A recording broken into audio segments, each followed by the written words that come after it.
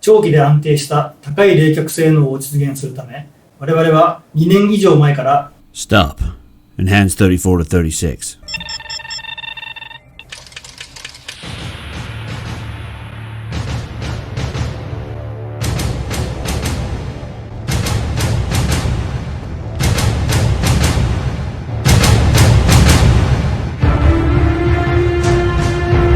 So the big day finally came. Sony were there with the PS5, the behemoth, the T1000. It's ready for action and we're ready to dive into what was inside the console. Yes, I'm not going to go into the whole let's just watch the video again and talk about it. No dig at anybody, which I've seen people say that before. I've just seen loads of YouTube videos that do that. I'm here to talk about what's inside the PS5, what they've showed us, what it means, and certainly, is this a great piece of kit, or does it have similarities to earlier PlayStation consoles? Let's not waste any time. Let's get stuck into those metal bits. So first things first, as we saw from the weekend YouTube coverage in Japan, the PS5 has a central fan, a big 120mm by 45mm deep, which creates a beautiful vacuum of air. Beautiful because cool air is important for electrical devices. This pulls external air in from the top and front through both sides. This is then pushed into the system over the internals through the heatsink fins and out the back. Now, based on the tidy design and curved plastics, it will be a slower rotation than the PS4 and the Pro, and yet create far more airflow, better cooling and quieter sounds, which is a good thing. Something which came out of the event also. Now, the sheer size of the fan, the vast amount of copper and pipes, 6 of them, along with a huge surface area means they are not messing around here at all. Backed up by a stock consumer electronic device first, with that TIM or the heat conductor contact being liquid metal as suspected from the recent patent from Sony a few months back. Impressive stuff, as it is the first time this has been seen, and obviously due to that patent, its entire purpose is to dissipate heat quicker than thermal paste, which is actually pretty crap compared to metals. Therefore, this is a very dangerous situation in terms of, if it leaks, it will blow up your whole motherboard. So it's encased in a vacuum seal, so you can't get on other areas. Obviously, the pressure of the mounting plates at the back pull it down, and then the liquid is the perfect conductor of heat. But obviously, this is the compromise, liquid metal, and it's not something like mercury, so it works perfectly. Great to see, and obviously, it's a good step forward in terms of cooling, and I'm glad that they've really pushed the boat out, and it says a lot about Sony's profile and their targets here. And I think this really backs up the whole conversation and what Sony said back at his road to PS5, which is you're not going to be disappointed with this as a cooling device, and they've certainly spent a lot of time making sure this is cool, quiet and smooth operation at all times, and that means those high frequencies, which shocked me, I'm not going to lie. When I first saw the original leaks at 2 gigahertz, I thought there's no way that's going to be done, but here they are, they've done it.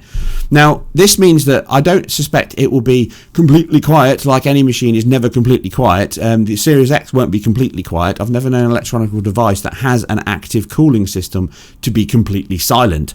Only passive manages that, but it will almost certainly be a lot quieter than the PS4 and the Pro. The quality, the design and the expense they've put into this is not something that's to be sniffed at. And even though if you don't like the design and the style, I do. I think it's a great, intelligent, elegant design in terms of a single fan through both sides that allows air to flow straight through. Impressed with it, think it'll be great, can't wait to get my hands on and tear it down myself. I think another area to touch on is the fact that a lot of the components and the layout, the motherboard, the construction, the cables, the Blu-ray drive, a lot of it is very similar. If anyone like me remembers taking apart the PS3, for example, the PS3 was a very complicated mechanical piece of device. Typical Japanese engineering. Honda were a good example of this. Honda was one of the last big companies in motorcycles to move into electronics. They used to over-engineer everything, as the saying goes, whatever that means. But the whole point here is this is the same thing we're seeing here. If you look at the PS3, and here's a PS3 I still have kicking around, an old fat version, the mechanism for the Blu-ray drive was actually very complicated. It had these multiple rotational arms that used to grab the disc and pull it in, and they interconnected on each other. And this is a very similar layout, similar on construction, similar on the heat plates and the bracing plates at the back, the board layout. Everything is very similar, and you don't need to reinvent the wheel. All this stuff is inside the box. You're not going to see it. So it's the correct use of economies of scale. Save your manufacturing cost, save money on the areas you can that you're not going to see, and therefore spend the money in the right areas you need to, which is obviously the cooling, the GPU, the APU, and the SSDs, and all those other areas, the RAM. So that's where they spent the money, and that's the most important thing. Just like the stand. Elegant design, simple. How often are you really going to move a console around from vertical to horizontal? It does it, it can. It's done it for air vents and ease of airflow through the system. That's the whole point of it. It does the job. I wouldn't get too concerned about it. Once you put it in place, you should be playing games on it, not looking at which way you're flicking it around. But the most important thing is they've shared similarities. So the connectors, the Bluetooth pop-ins are the same. The ribbon connectors are almost exactly the same. The little interference shields and metal plates that stop any interference with electrical devices spreading, and that's obviously an issue that can happen a lot in consumer electronics. They're all there. So these are easy, clean, and intelligent ways to keep that down. The bracing plates on the APU to pull it onto the board. But again, we see signs of that additional element of heat dissipation. You've got a secondary heat sink at the top of the board there, which is pushing down on below it. So the board, the RAM chips and the SSD chips are being cooled actively from that same element. So they really are, maximising the amount of heat dissipation across the board and then airflow across everything to get as much heat out. So I'm sure the back of the chip, the console, will be very hot indeed.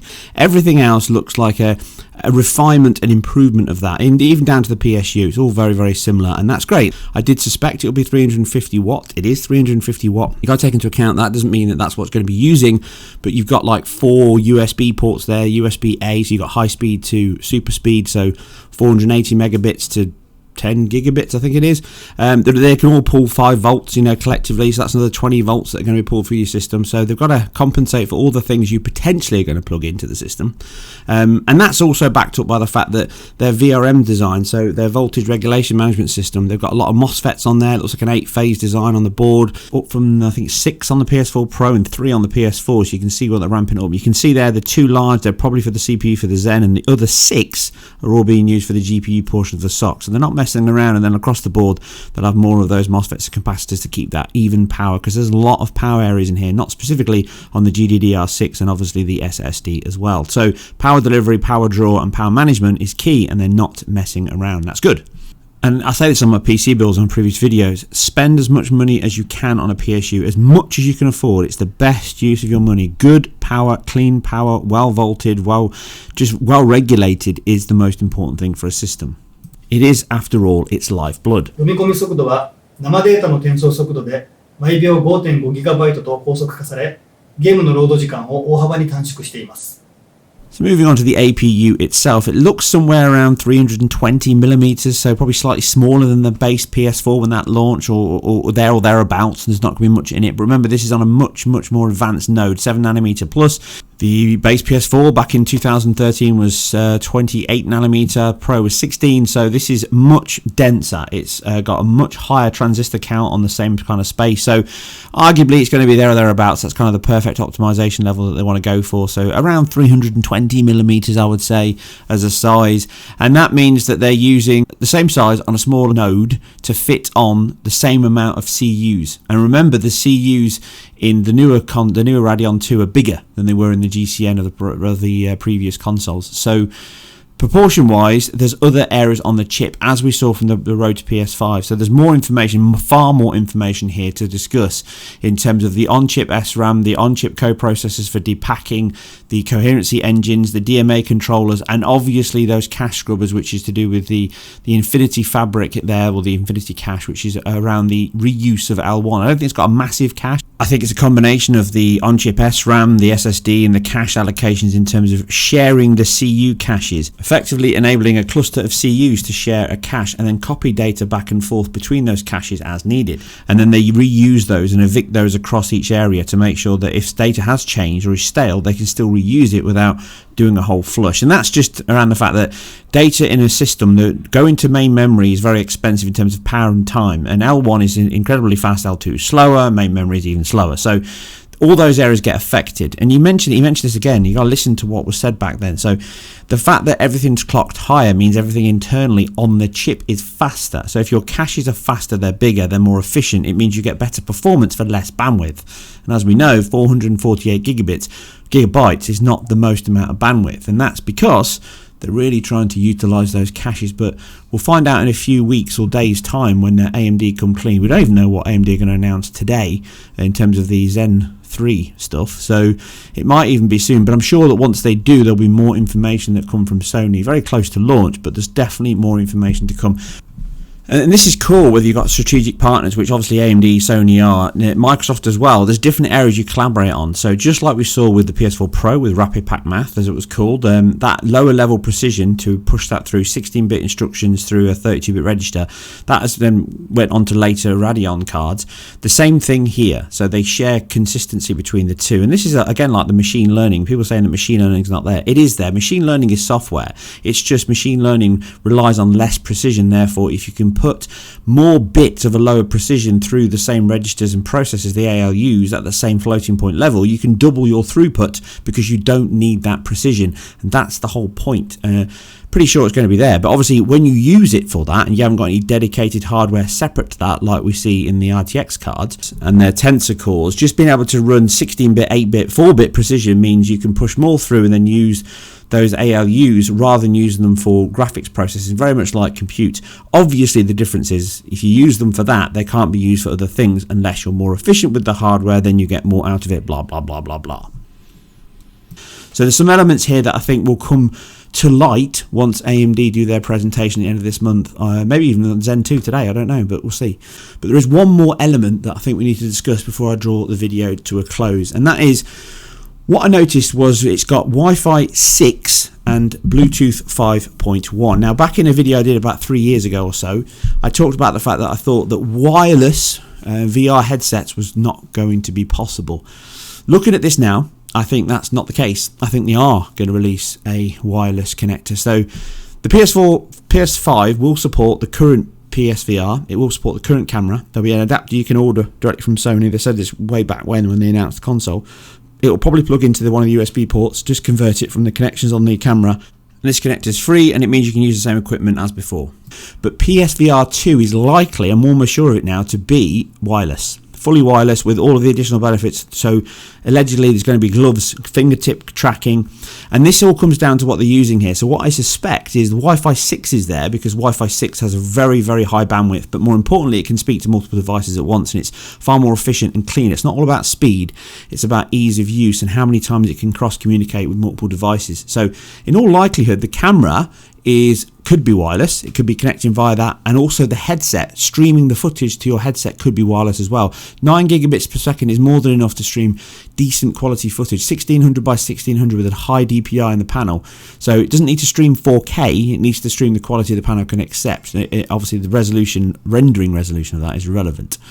But most importantly, that dual bandwidth can be split across. So 9.6 gigabits is actually shared between the camera and the headset. So one can be streaming the footage back in and one can be streaming the footage back out. So that combination there, that's the benefit of Wi-Fi 6. Huge increase, double the increase in bandwidth, but also it can cross-communicate. And that's why I think they're using it. But what I also suspect is the Bluetooth 5.1 is used to track that in addition to the camera and the additional elements they're going to add on the controllers, the gloves, because the benefit you get with Bluetooth 5.1 over anything else, it's obviously much quicker, but it has two areas of tracking. It can actually pinpoint where you are up to a centimetre of your location. So there's two methods. There's the AOA and the AOD. So the AOA is angle of arrival and angle of departure. So what's likely here is the device you're using, so the headset, the controllers, the hands, they'll have multiple transmitters on them, one receiver on the console. Those transmitters beam loads of information at all times to the console, and it can tell you exactly where you are via triangulation on the time of arrival in 3D space from distance, height, and that's what I think the Bluetooth 5.1 is being used for. It'll obviously be supported for other things such as the controllers, and there's probably a couple of antennas in the console itself to support that as well. But looking at this, I'm pretty sure that's what we're looking at. So maybe in about a year, we're probably going to see PSVR 2. Maybe at the end of this time next year, it'll probably be out. And I think it will support all of those elements, a much better image quality, faster tracking, additional elements for interaction such as the gloves, and obviously using these two elements, it will be completely wireless. And that will be transformative, because anyone that uses VR as much as I do, and I'm sure many of you guys and girls out there do as well, removing the wires is one of the biggest limitations, because you always know you're tethered to something. So being able to run this, and obviously PC have had this for a while, it's not new technology, But the fact that they're putting it in here does excite me, because it does mean that we could potentially see a real generational leap, both in the actual quality of the image, the rendering quality due to the enhancements in RAM, GPU and CPU, but also the interaction with that world, because now you can move around the world, you can have 3D space, you can even have like an AR element. So there's a lot more here to share, and Sony are really going to go all in by looks of things on VR, and they should, because it's their USP. I keep saying this, it's their unique selling point. They have to differentiate themselves from the market, just like Nintendo do. That's what Sony do. Microsoft have got a very good platform going. They've got a very good mechanism. They've really made the Game Pass system work, and that's their marketing, that's their process. They're all about power, they're all about the muscle car, as I said way back when, and that's fine, that's their marketing plan. Sony's is different. They're a little bit more subtle, as this whole run-up to this console launch has been very quiet. I think some of that is because AMD, they can't say certain things because of what the deal they've got with AMD going on with NDAs, but I think a lot of the information will start to come about very, very close to launch, and then beyond that we can dig into a little bit more. So above everything else, above a great looking system, I think it's big. I think visually it's a grower, not a shower, as I said on Twitter the other day. I meant that in a nice way. I think it's one of those consoles that you'll look at now and think, yeah, do I like it, do I not? And then after a while you'll think, do you know what, I actually quite like it. You'll notice more and more things about it. I think the removable panels and clearly the business decision there to sell those panels as an upgrade option to customize your console is great. I think it'll work perfectly, and I think that's another business model that Sony have taken here. Microsoft haven't got that. They've got a very clean, very small, very well engineered box. Do not get me wrong, I think Microsoft have done an exceptional job both with the Series S and the Series X. But I think so what Sony have done here is they've gone very much old school in terms of making the best and keeping the costs as low as possible, so they at least give you the best quality in the areas you need and save money in the areas you don't. But those customizable panels will give two things: choice, which is great because everyone can choose what to do and how the console looks. It's not for me, I'm not going to customize my console, I'm too old for that, but I know it's a market and that's great. But secondly, it gives them an opportunity to expand out in there internally and with third parties to license that, so third parties can sell, and then they can sell consoles very easily with separate panels that are customizable to it. So imagine a God of War, a Horizon Zero Dawn, a new Spider-Man. All those are options here, and I think that's what they're really going to push for. Maximize the options in there in you, so you can customize your console.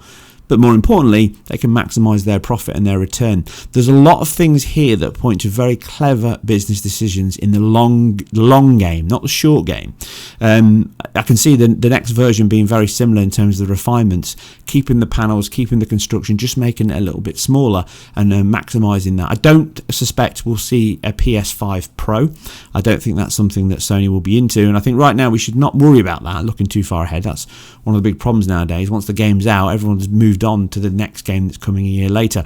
Here we are on the cusp of new hardware, and right now we've seen the full innards and the outards of Sony's PS5, and I think it's impressive. I think it's a big boy, and I'm fine. I like a big boy, and I'm going to stick it and it'll fit in my console rack, and I'll stand it vertically and I'll see if I like it or not, and I might flick it over and horizontally position it underneath my TV. I'm not sure yet, but it'll take pride of place along with my Series X and my Series S, and I'll be digging into some excellent and high quality material in terms of analysing these new consoles very, very soon. So I hope you guys and girls stay with me, subscribe, and obviously join me in this journey as we take another leap into next generation. What did you think of the PS5? What did you think of the hardware, the design, the layout? What was good, what was bad? I like to hear all your thoughts and feedback below, or over on Twitter if you want to chat to me on there. But hopefully you like this. It was completely unscripted, just jumped in, talked about stuff, obviously to get it up as quick as possible. I hope you enjoyed it. And if you do, maybe I'll do more of these because they're easier to put together. Anyway, I'll catch you guys and girls on the next one.